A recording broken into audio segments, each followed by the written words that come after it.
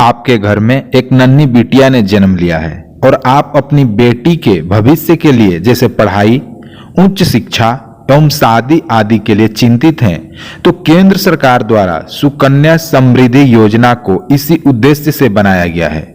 यह स्कीम केवल बेटियों के लिए ही बनाया गया है। यह एक छोटी बचत योजना है। यह योजना बहुत ही फायदेमंद एवं लाभदायक है। जी हाँ दोस्तों, हम बात कर रहे हैं SSY यानी सुकन्या समृद्धि योजना के बारे में।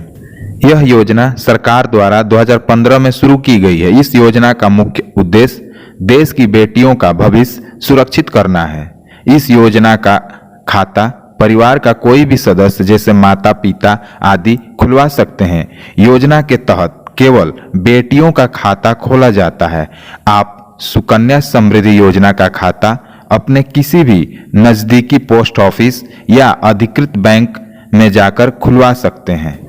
लाभार्थी यानी आप जिस बच्ची का खाता खुलवाना चाहते हैं उसकी उम्र 1 से 10 वर्ष तक की होनी चाहिए, यानी 10 वर्ष से बड़े बच्ची का खाता नहीं खुल सकता है। निवेश राशि यानी इसमें आप 250 रुपये प्रति माह जमा कर सकते हैं एवं अधिकतम राशि यानी पूरे 1 साल में 1.5 लाख रुपया तक जमा कर सकते हैं।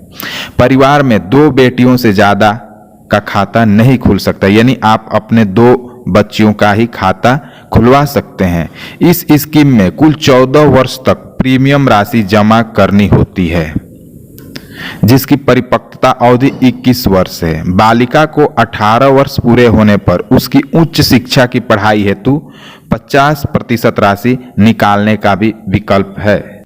सुकन्या समृद्धि योजना का रेट ऑफ इंटरेस्ट 7.6% है, किंतु कोरोना काल से पहले यानी महामारी आने से पहले इसका प्रतिशत ज्यादा था, 8.1%। प्रत्येक 3 माह पर सरकार द्वारा इस रेट ऑफ इंटरेस्ट को बढ़ाया या कम किया जा सकता है। खाता खुलवाते समय आपके पास कौन कौन से दस्तावेज होना आवश्यक है? तो सबसे पहले सुकन्या समृद्धि योजना में खाता खोलने के लिए बालिका का जन्म प्रमाण पत्र होना आवश्यक है। माता पिता का आधार कार्ड, पैन कार्ड, माता पिता एवं बालिका का फोटो, बालिका की आयु 10 वर्ष से अधिक नहीं होना चाहिए। साथ ही बैंक या पोस्ट ऑफिस द्वारा आपको एक फॉर्म फिलअप करने को कहा जाएगा। योजना में पैसा कैसे जमा करें? यदि आपकी किस्त मासिक है तो साल में 12 न्यूनतम किस्तें जमा करनी पड़ेगी, और यदि सालाना किस्त है तो साल में 1 बार। जमा करने का तरीका इस प्रकार से है, आप बैंक में या पोस्ट ऑफिस में जाकर नगद कैश जमा कर सकते हैं, चेक के माध्यम से जमा कर सकते हैं, डिमांड ड्राफ्ट के द्वारा भी कर सकते हैं, एवं सबसे आसान तरीका है घर बैठे ऑनलाइन यानी ई-ट्रांजैक्शन के माध्यम से भी आप अपने सुकन्या समृद्धि योजना में पैसा जमा कर सकते हैं। यदि किसी कारणवश सुकन्या समृद्धि योजना के अंतर्गत खाता धारक रकम जमा नहीं कर पाता है तो उसे 50 रुपया सालाना की पेनाल्टी देनी होती है। आपके जिस पोस्ट ऑफिस या बैंक में खाता है वहां जाकर फॉर्म भरना पड़ता है।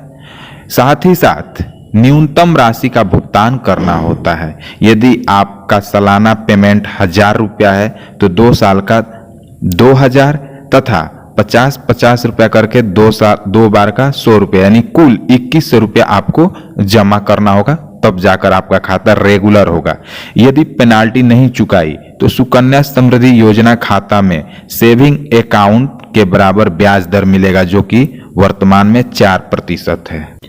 टैक्स बेनिफिट के बारे में बात करते हैं तो इनकम टैक्स अधिनियम 1961 के सेक्शन 80C के अंतर्गत सुकन्या समृद्धि योजना में जमा धनराशि, ब्याज की राशि तथा मैच्योरिटी अमाउंट को टैक्स फ्री किया गया है भारत सरकार द्वारा।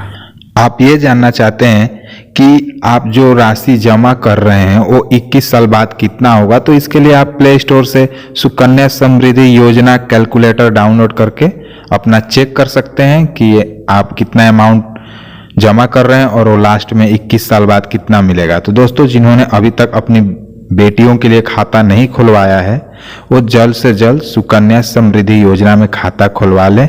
ये एक बहुत ही फायदेमंद योजना है। नमस्कार।